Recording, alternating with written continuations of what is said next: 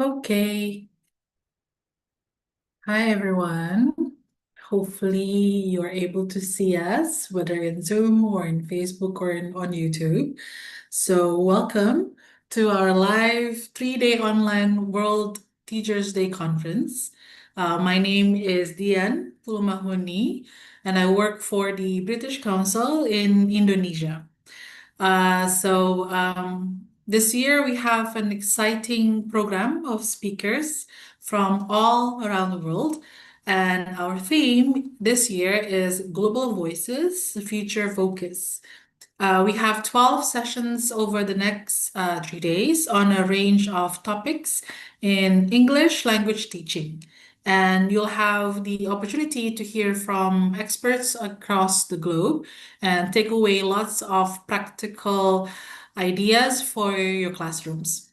This morning, we are focusing on CPD and developing as teachers. So if you're joining us on Facebook, on Zoom, welcome. Please come in and tell us in the chat where you are joining us from. If you are joining us on Facebook or YouTube, welcome. And please say hello in the chat there too. So we are starting with our conference this year with a plenary talk from Cecilia Nobre, Rethinking Teacher Development in a Connected World. So hello, Cecilia, and thanks so Hello, much for being here with us today. my pleasure. So how are you doing today? I'm great. How about you? I'm doing good as well. Excited about today's event, actually. Oh my, yes. Um, so before I hand over to you, I'd like to tell our audience a little bit about you. So Cecilia is a teacher educator, and mentor with over 20 years of experience in education. She has taught in Brazil, the UK, and Turkey, and she is currently doing a PhD in Applied Linguistics at the University of Warwick, with a focus on teacher development. She is passionate about online teaching and teacher development and has spoken about this area at numerous conferences all over the world. She's a co-author of Using Video to Support Teacher Reflection and Development in ELT by Equinox Publishing in 2023. Cecilia also gave a webinar using resources that aren't textbooks at our Managing Resources webinar event in May 2024. So, okay, let's get started. I'll hand over to you now, Cecilia, and we'll be back at the end for the Q&A. Well, lovely. Thank you so much, Diane. Hello, everyone. Good morning, good afternoon, good evening, from wherever you are. It's really wonderful to be here. Thank you, Diane, for the lovely introduction. So I'm a teacher educator, and professional development, continuous professional development is a topic very, very dear to my heart. So it's really a great honor to be talking to you about it and to learn from you as well. So this talk is supposed to be interactive. So please keep sharing, keep sending your comments throughout. I'll try to read as much as I can, but I'm sure that they will help me, Diane and A and Joanna. Okay, so lovely. So today we're going to rethink professional development. Okay, what it means, how it's changing, and how we can use technology not just to keep up, but to grow as teachers, as educators. So please feel free to interact. I'm going to share my slides. Just give me a moment.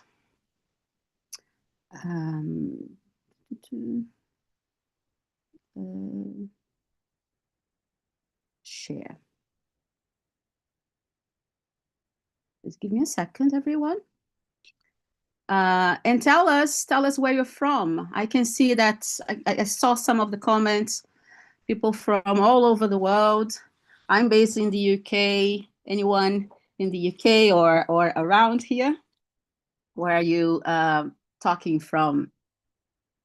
Morocco, Portugal, Brazil, Azerbaijan, Ethiopia, Serbia, Bulgaria, Ukraine, wonderful, Italy, wonderful. Thank you so much for joining, everyone. So this is the plan for today, okay?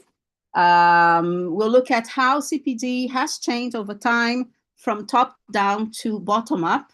We'll explore the British Council CPD framework and how it can help us develop, okay? How it can help us map out our development steps as teachers. We'll learn from teachers' stories and see some practical tech-based ideas that can support development. And finally, we are going to have a discussion and reflect on what really helps us grow as professionals, okay? And I have a question for you, okay? I have a question for you. What did CPD look like when you started teaching? So I started teaching many, many months ago, 25 years ago, long time ago. So things were completely different. At the time, I was 19 years old, so you can do the maths. You know, I had the tape recorder. I had, yeah, it was very, very different. How about you? What did continuous professional development look like when you started teaching? Did you have opportunities to develop? Did you have opportunities to share your ideas? Did you go to not webinars, but perhaps seminars and conferences? So tell us, very traditional seminars, attending conferences. Hello from Tunisia. Hello. Observations. How was it then? Did you read books? Did you read books and books and books? What was it like? It was very difficult in a small city, someone said. Iham, yeah, I can imagine. Yes, yes. Generally online. So I don't know when you started teaching. So as I said, I started teaching 20 plus years ago, that things were very different. So for many of us, CPD used to mean attending a course once a year, right? Maybe reading a methodology book or waiting for someone to invite us for a workshop. Okay, so what was the model? The model was formal, occasional, right? And top down, from experts, from big names to, to ordinary teachers, right? Teachers who teach every day. So this was the idea, okay? So the experts used to tell us what teaching is like and how what we can do to improve our skills, right? So I think that was basically it. Thankfully, things have changed. Yeah, things are different now. So we're going to talk about that change. And I think back then it worked to a point, right? But it also meant that our growth was often depended on opportunities rather than our own initiatives. So now we have the initiative to look for our own development, to work towards our own development, to take the lead, right? So that's what we're going to talk about. Okay, so since we're talking about the past, does the image, the 2005 teacher, does it resonate with you? What does it mean? Spot on images. I'm glad, Allegra. Yeah. So what does the first image mean? The 2005 and the 2025 teacher on their phones. Traditional teaching, right? Yes. Traditional teaching, lectures. Exactly. Right. So if we compare a teacher in 2005 and a teacher now, the differences, I think, are striking, right? As you can tell. So in 2005, in the 20s, right? In the 90s, 20s, 2000, sorry, not 20s, in the year 2000, we had fewer digital resources, right? Fewer global networks, and reflection often stayed inside our classrooms, right? Does that resonate with you if you started a long time ago? Am I right? Was it a bit different in your context? Yes, I can see yes. Okay, good to know. Different, yes. And in the 2025 teacher, right, we can connect instantly. So we can watch a webinar from another continent. We can exchange lesson ideas on Telegram, on WhatsApp, or even record our own classes for self-observations, right? So the tools have changed. But what's even more important is how our mindset around development has evolved. So we're going to talk about that. Okay, and I have another question for you. So think back when you started teaching, okay? What did professional development look like for you? Okay, so tell us in your specific context. What did it look like for you then? Okay, back then. So if you started teaching 20 years ago, 30 years ago, 10 years ago, what did it look like? And what does it look like now? Could you share your ideas? Hannah said attending workshops now or then? Know nothing about CPD. Alzara, I'm sorry if I'm mispronouncing your names. I'm so sorry. I apologize. Face-to-face training. Yes, absolutely. Someone mentioned, yeah. Things were more face-to-face. We didn't have that online space, right? So keep sharing, everyone. So CPD then, it was, I think that was the reality, right? It was the reality in most cases. So it was top down, it was led by experts, not so frequent, just some occasional conferences, events here and there, maybe once a year, maybe twice a year, right? It depended on access, money, location. Like someone said, it was mainly face to face. So we had some constraints in terms of, you know, geographical constraints and money as well, of course. Yeah, was it paid? Was it free of charge? So does that resonate with you? Was it similar in your context? Limited access to, I can't read. So was it similar? Was it a bit different? Please share in the chat box. Okay. Hajer used to be occasional planned by the education dictorate. Yes, it's available for everyone. Yeah, so we had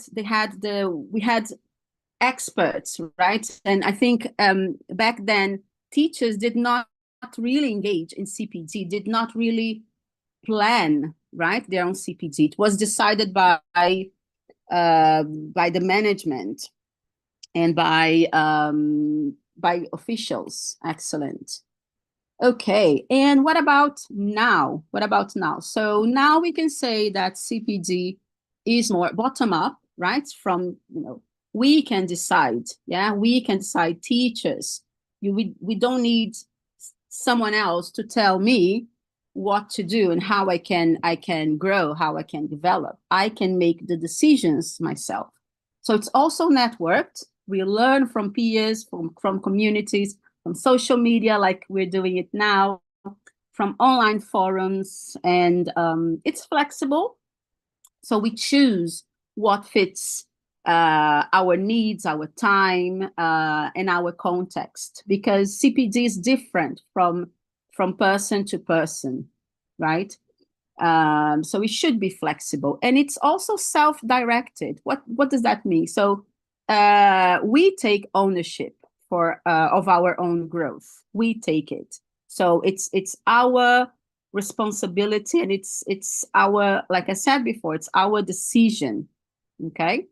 So, but I think with all this freedom also comes a bit of chaos, isn't it? Don't you feel that?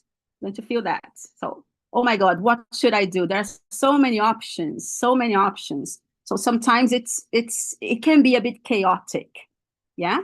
So how do we make sure our development stays intentional? I want to highlight this word, intentional, intention, okay? And not just reactive.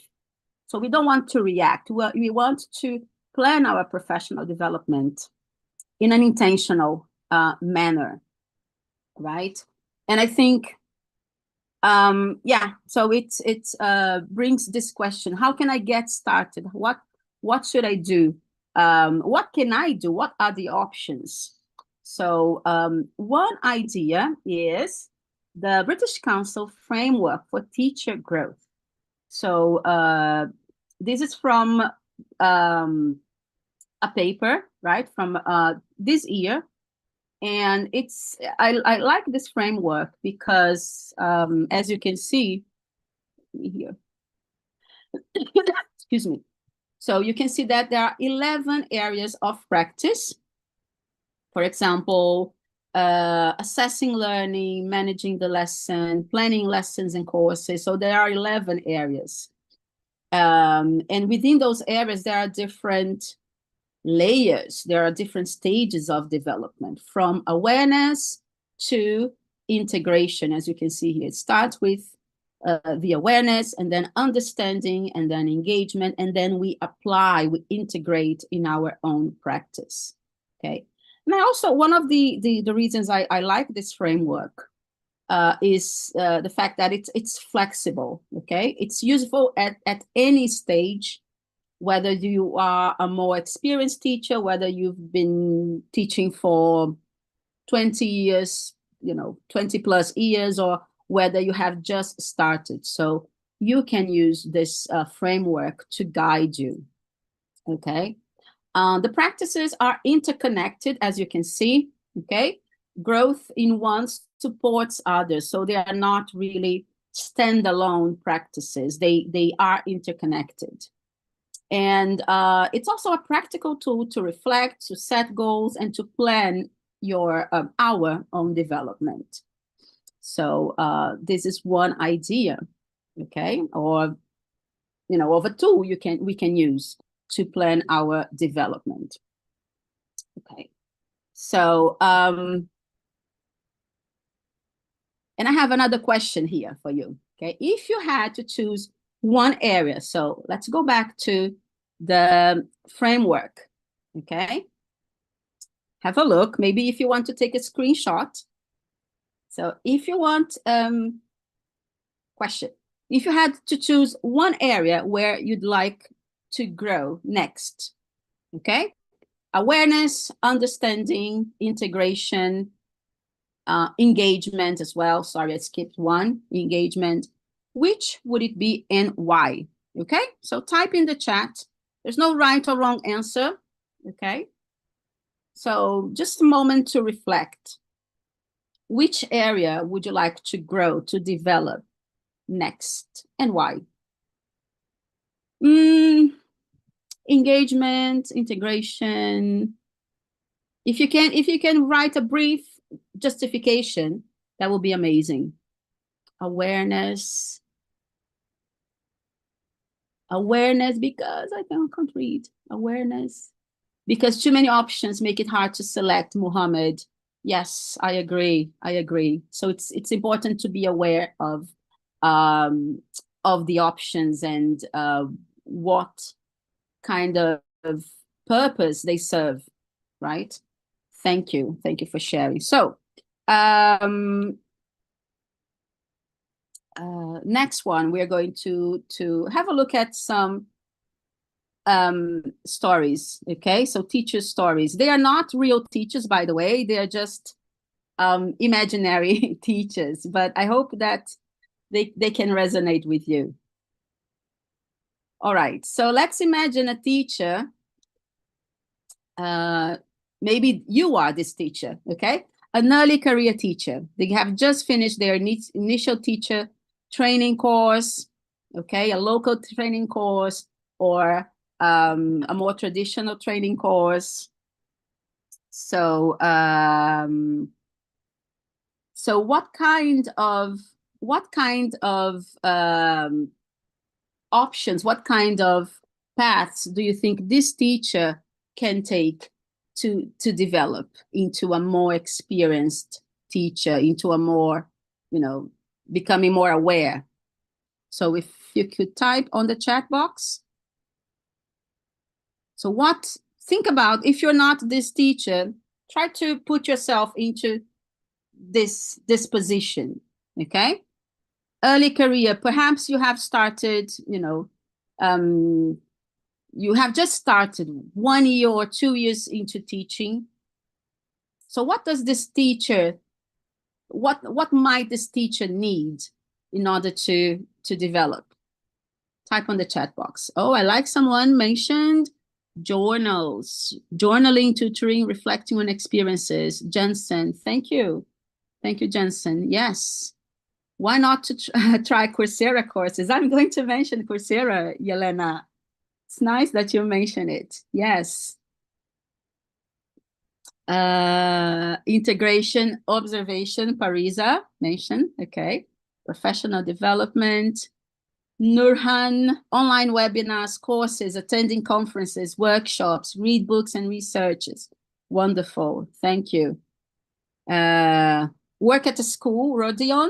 Work at school, work online, try your own online, offline school. Okay, thank you for sharing. Practice, yes. Wonderful. Thank you, everyone.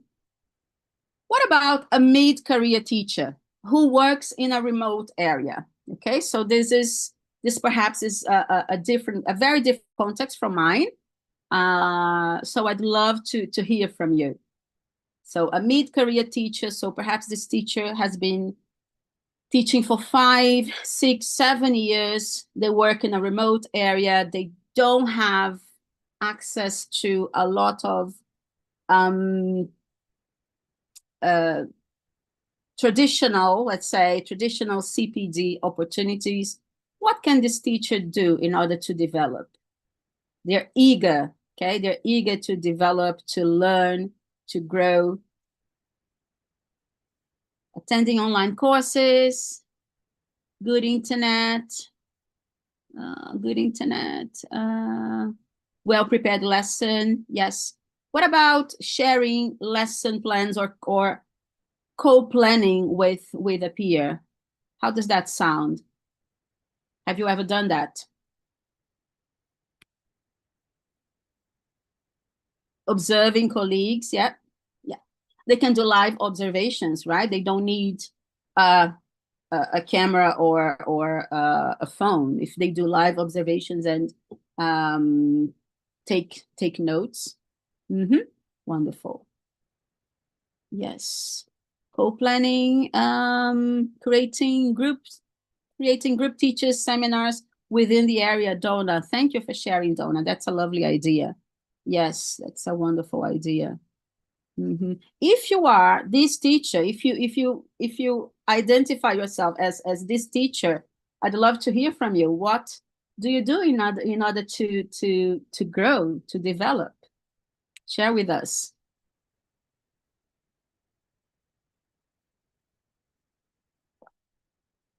Isra Nur mentioned, not everyone is helpful, though. That's true. That's very true, Isra Nur. So I think it's really important to pair up with someone you trust. someone you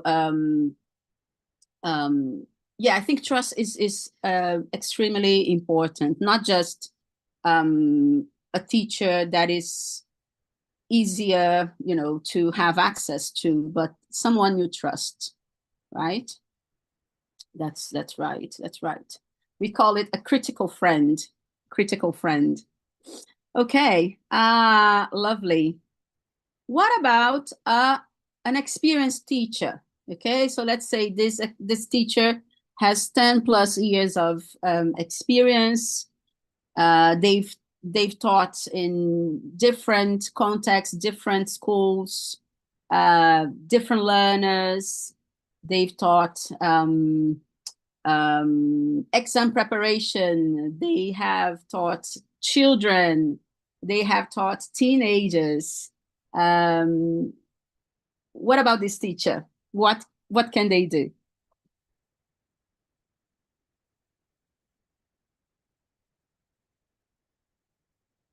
So find a mentor. Find a mentor. Yes, yes. Oh, wonderful ideas. Oh my God.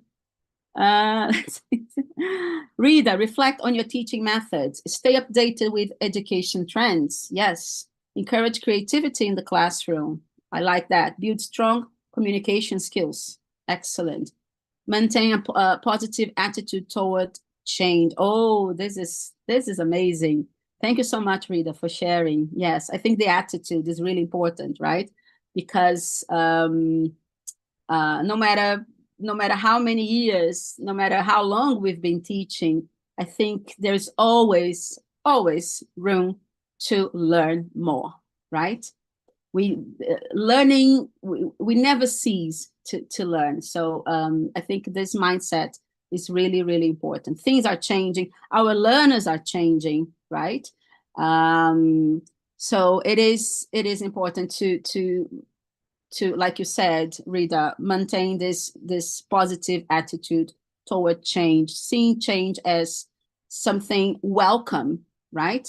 And not just change for the sake of changing, but if it's suitable, if it makes sense in our context, why not, right?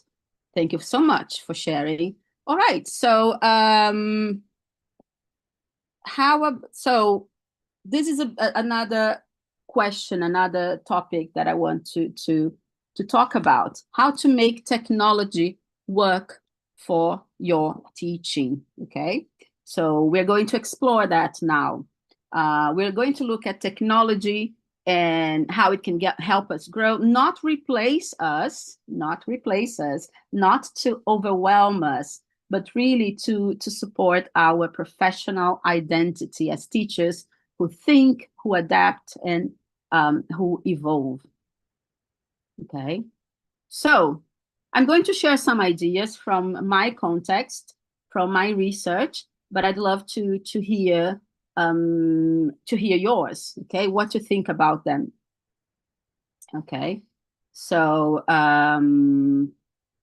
yeah, so technology here is not the star of the show. Let's say you are the star, you, the teacher, you are the star. Okay, I like to think of technology as just the driver. Okay, it's just the driver that helps us get somewhere faster in or in a new way, perhaps. Okay, so the key here, as I've mentioned, is intention. Okay, so the key to use it is to use it intentionally or strategically, to support reflection, to support connection, and experimentation.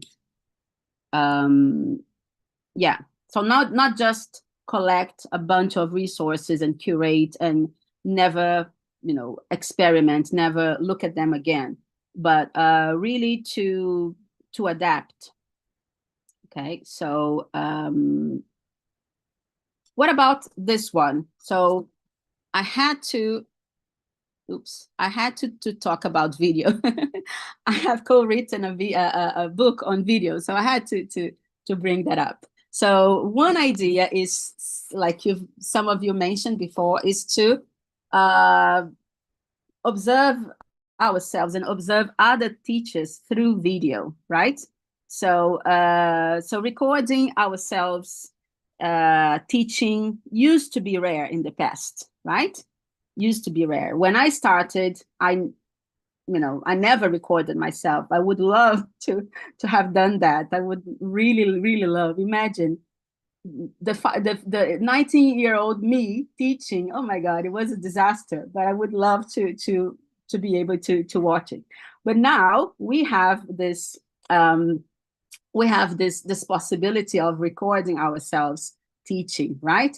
With our phones, and it takes only a few seconds. You don't need any fancy tech. You don't need. You can use, of course, a camera, but you don't need, right? So you can use your phones if it's face to face, or you can use Zoom. What are the other tools, other video conferences? So Zoom, Teams. What else? What have you used before? There might be more. I don't know. Zoom, Teams, Google Meet, right? Google Meet, yes.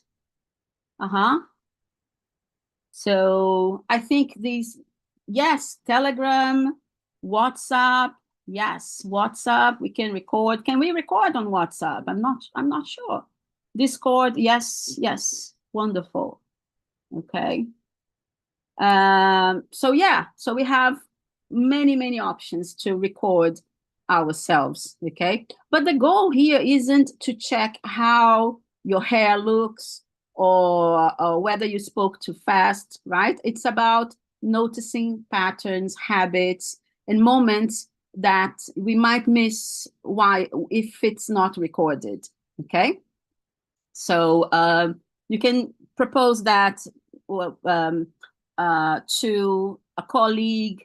You can do it yourself if you don't have many colleagues you trust. Perhaps you can record yourself. You can observe and see what happens. Observe your learners as well, not just ourselves, but observe your learners.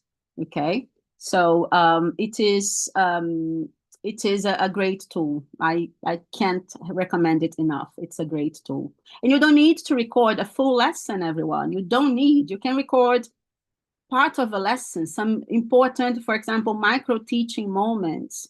Oh, I'm going to record the introduction of my lesson, and I want to observe how I give instructions. Do I tend to over-explain? Do I tend to interrupt my students? Okay, or you can do that and ask a colleague, ask a teacher to observe and give you feedback on that. Okay, it doesn't have to be a full hour lesson. It can be 10 minutes. It can be 5 minutes. It can be 15 minutes. That is very, very rich. Okay. Another option yes, as I've mentioned, okay? So you can record 5 minutes, then you can watch back, focus on whatever area that you want to develop, to explore. For example, student talk, board work, instructions.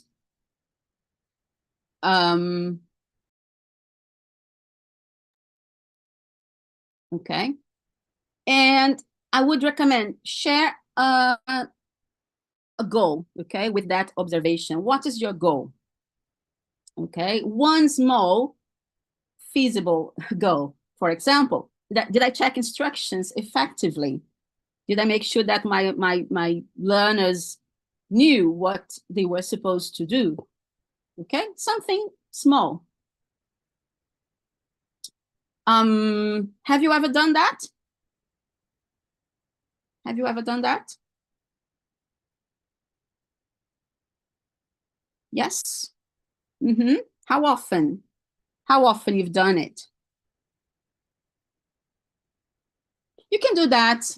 You can do that again to make it sustainable. You can do that once a week, once a month, twice a month. Okay, it doesn't have to be every day. If you teach every day, oh my God, don't record your lessons every day. Okay, it's not feasible, it's not doable. Okay, but let's say you have an important lesson on Mondays, so you can perhaps record part of your Monday lesson, okay? And then again on Friday. So think about your own schedule. Think about what is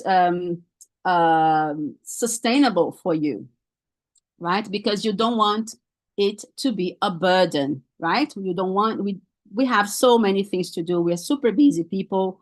We have to plan lessons, mark, give feedback. So we don't want it to make it an extra burden for you, for us, for ourselves, okay? Yeah, twice a week. Jessica, you record your lessons twice a week. Yes, yes, that sounds feasible. Yeah. Okay. Someone mentioned, so there are also online courses and MOOCs. Who knows what a MOOC is? What is a MOOC? What does it stand for? Let's see. Massive, yeah, online. What does it stand for? So, yes, someone said massive online open course, okay? So there are lovely, wonderful courses on Coursera, Future Learn for teachers, and of course, Teaching English British Council, okay? Most of them, if not all of them, are free of charge. They are self-paced, okay? So you can do the courses at your own pace. And there's usually a forum where you can connect with other teachers, with other educators worldwide. So it is it could be a great resource for you, okay? Especially if you work in a remote area, if there aren't many many schools or training institutions around your area. So I think and perhaps you just find it easier, okay? It fits your schedule, right? So I think these are, they could be great options for you, okay? Have you ever enrolled in a MOOC or in an online course? And how was the experience?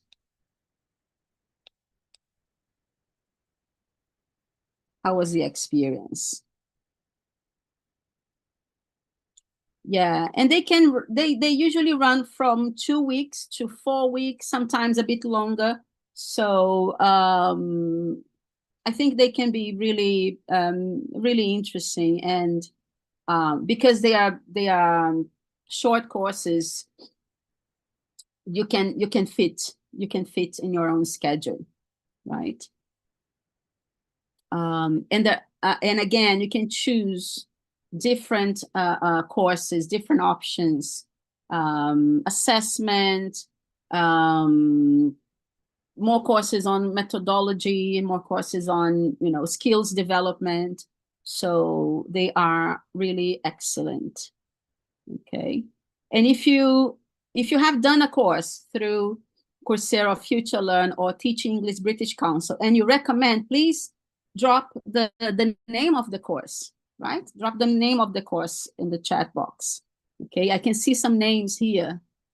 Yeah, bilingual brains. Yeah, nice. British Council courses. Yeah, yes. Which one did you enjoy? Some people are mentioning the British Council. Yeah, how to teach vocabulary and writing. How to learn vocabulary and writing. British Council safeguarding for teachers. That good. Okay. So you see, you have you can take this initiative. I don't need to tell you what to do and which course to do, okay? Who am I to do that? Okay, so you can reflect and think about, oh, I would love to explore this area and this area of my teaching practice. Okay, wonderful. Okay. Another great way to develop is joining online communities of practice. Okay, what are they? What are online communities of practice? What are they? Yes, someone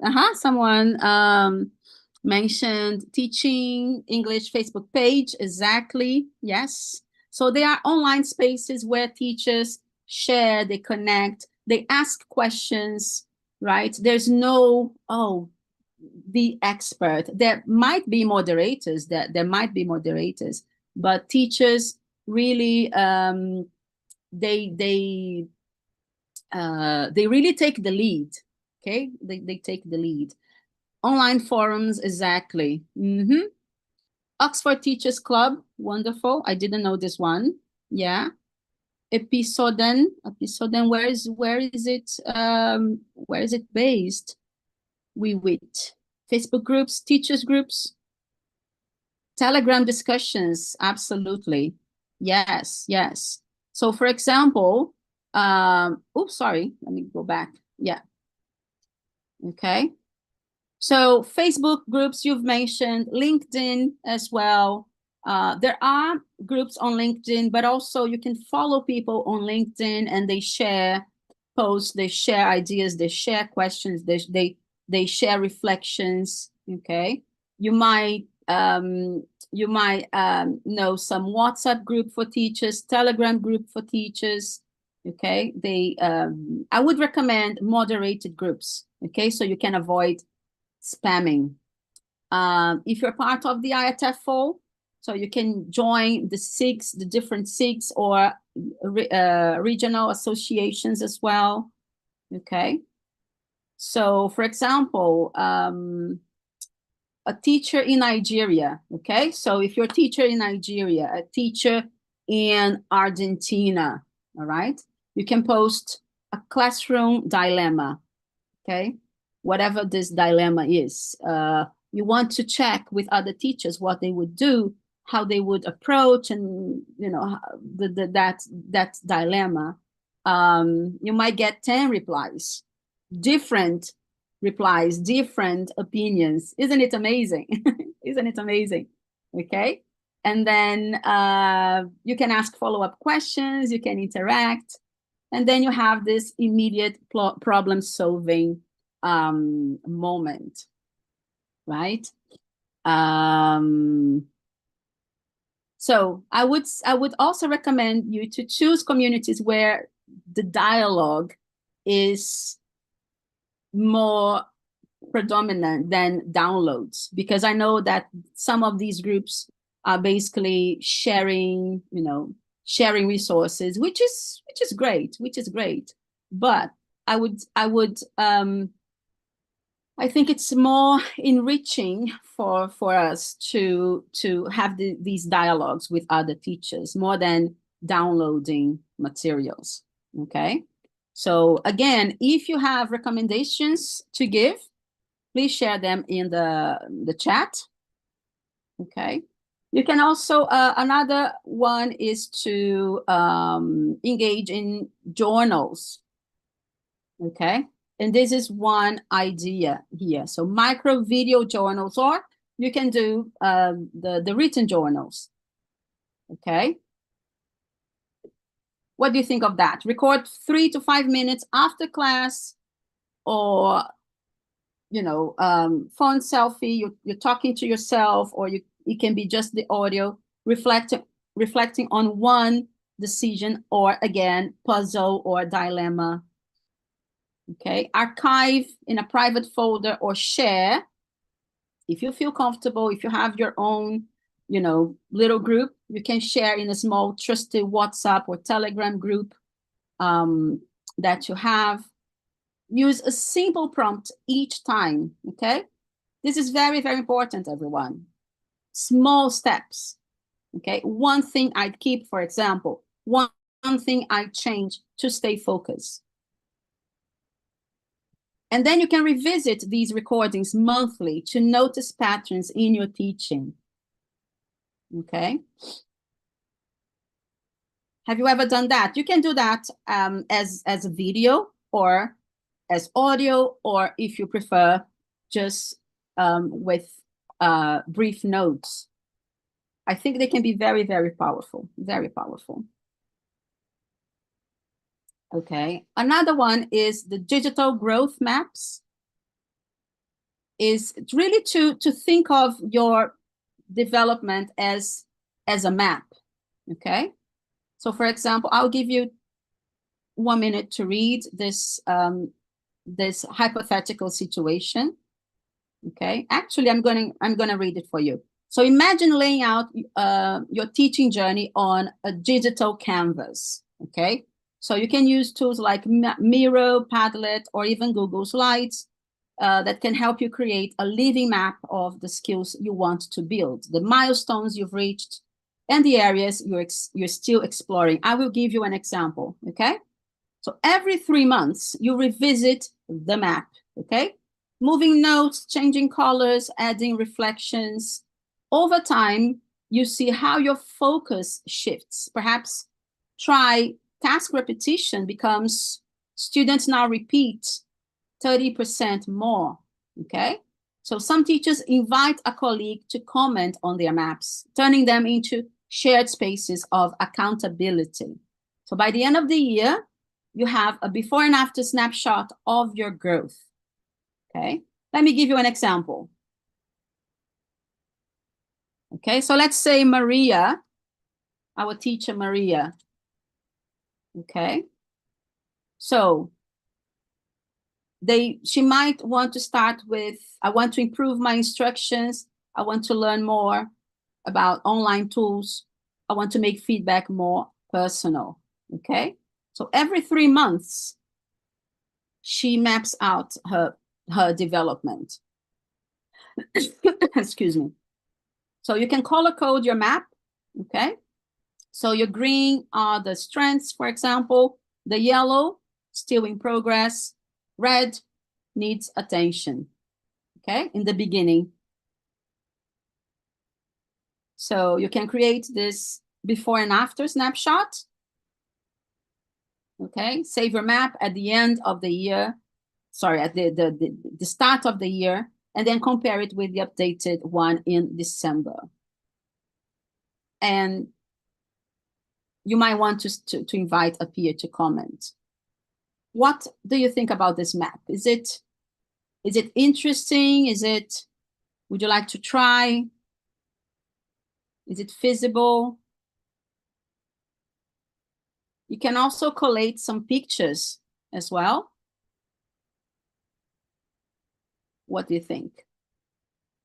Oh, so many options, not options, so many comments. Okay. You like it? Oh, great. I'm glad you like it, everyone. Yes, you can. So the map doesn't have to be a map, but it can be like a table, yeah, with the stages. So 3 months, 6 months, 9 months. Of course, this is flexible. Okay, this is flexible. Okay, another idea is a peer-led online book club or article clubs. I've seen people sharing on LinkedIn, on Facebook. So this, could be you. You could start your own online book club or article clubs. So choose an ELT article or a podcast episode monthly, and then you discuss this article or this podcast episode asynchronously on WhatsApp or voice notes. Or you can, if you decide to meet online on Zoom, you can do that as well. Why not? Yeah. Have you ever joined an online book club or an article club? Do you like this idea? And there are many open online journals, okay? Many of them are open access. All right. So it can be asynchronous, it can be synchronous, you can meet live, or you can just decide, okay, every Saturday or every Monday, we are going to share some ideas. We can have some question prompts for teachers. Okay. I'm about to finish. So one idea is one experiment challenge, another professional development idea. Okay. So take one idea from social media, from an online course, and apply it in class within a week. Okay. So perhaps you have read someone on LinkedIn or Facebook group sharing a lesson plan, sharing a lesson idea. And then you might think, oh, I'm going to try that. Try it. Okay, try it. Post your reflection in a community thread or a blog or on your LinkedIn or Facebook, or I don't like Twitter, but or Blue Sky, etc. Okay, post your reflection. Ask teachers what they would do instead. Okay, Anna, I want to open a teachers community in Telegram, Ukraine. Yes, yes, why not, Anna? Yes. Okay, for example, you can see my colleagues' ideas here and my own idea on LinkedIn. My two wonderful colleagues, Silvina Masici and Dylan Gates, they usually share lovely ideas on LinkedIn. And, you know, sometimes I do as well. So you could share, you could comment, you could share yours. Okay.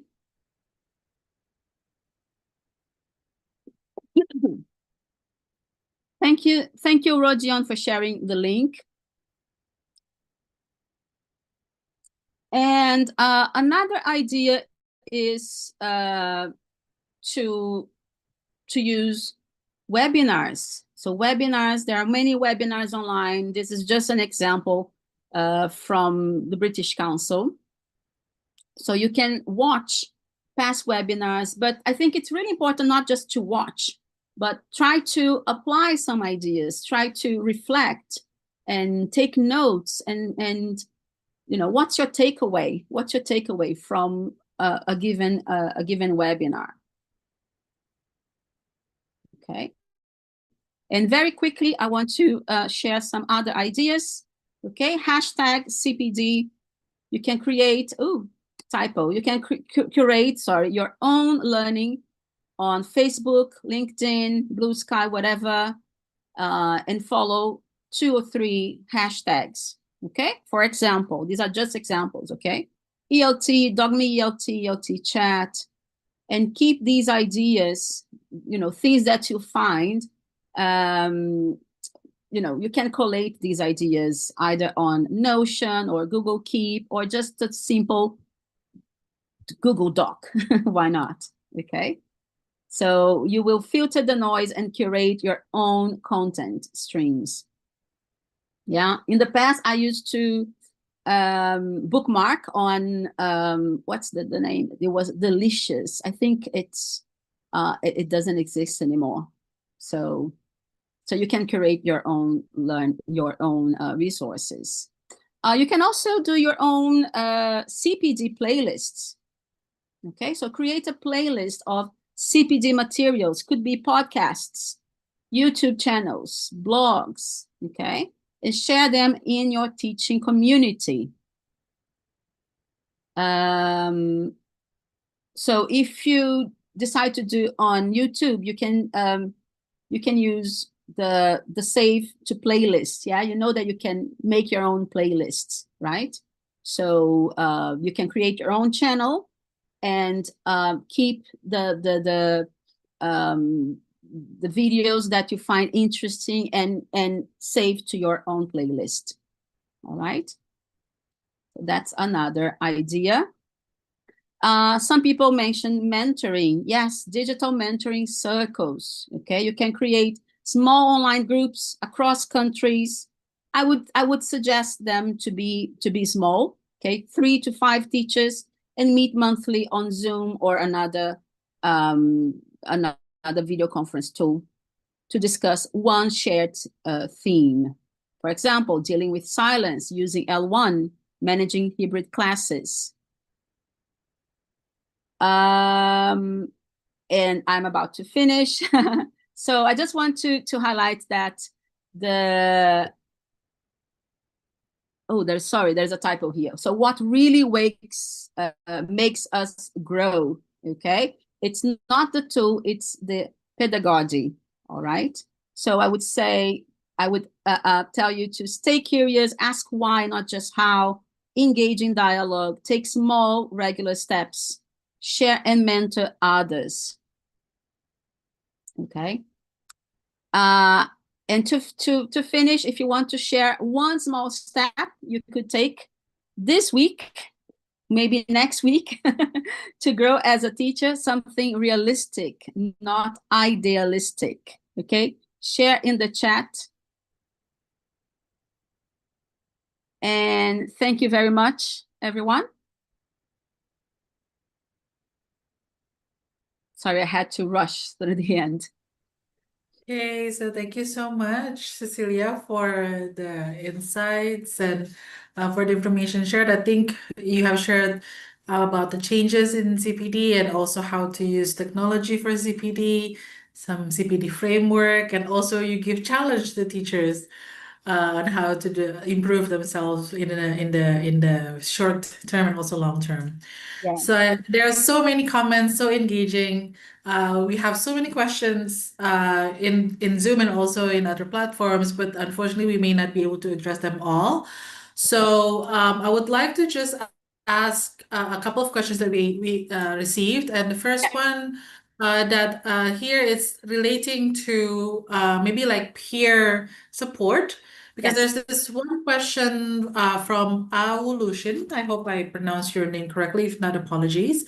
So this person receives a lot of questions maybe, yeah, or a discussion with fellow teachers. So and then this person noticed something, which is some inexperienced teacher will do their own research for lesson planning and development, but the information they find may be unreliable. Right. Or it could be completely wrong due to the source. Yes. So, and then it thinks that it actually will then hinder the professional development progress because of that, because of the quality of the resources. So, how do you deal? What would be your suggestion on dealing with this, and how to help teacher navigate this? Yeah. And as not only as a teacher, but also as the person who may be helping or mentoring Yes. uh, Yeah. starting teachers like that. Yes, great. No, that's a great question. I would say, well, mistakes will happen. Okay, we will make mistakes, no matter how much we try to avoid making mistakes, and at different stages of our lives, right? And I don't think there's, as I said before, there's not just one way of teaching. So something that might work for me might not work in your context. So it's difficult to tell. But still, if the teacher is not very sure of how to plan or what to do, I would say ask your community, okay? Join those online communities, Facebook groups, LinkedIn, Telegram groups, and ask more experienced teachers what they would do. And also reflect, not just, take their answers at face value, but reflect on their answers and opinions. Is that suitable in my context with my learners? Okay, so I think the questioning, not in a dismissive way, but really in a more reflective manner, like will my learners benefit from that, or maybe should I do something else? So I think it's asking the community for ideas and for suggestions, but also keeping a reflective manner, not to take everything at face value. I hope it helps. Thank you so much, Cecilia, for the answer. I hope it helps not only for the one who who asked the question, but also for viewers here who's probably going through the same thing. So, unfortunately, we don't have enough time to address so many questions that come in the Q&A. However, don't worry, Cecilia will be back with us live on Facebook on 7 November for our World Teachers Day Conference reflection. So please don't miss that. So now we have come to the end of the first session of the World Teachers Day webinar. So thank you once again to Cecilia and Can also I to our tell them? moderators. Can I Yeah. just one Oh, yeah, last sure, sure. message, Jen? So everyone, I'm so sorry. I run out of time. Thank you so much, the British Council and the lovely moderators. I will be back, as I said. But if you still want to continue this conversation, you can find me on LinkedIn. You can follow me. You can ask me questions. You can send me an email if you wish. Okay, I'll be glad to connect. Thank you so much.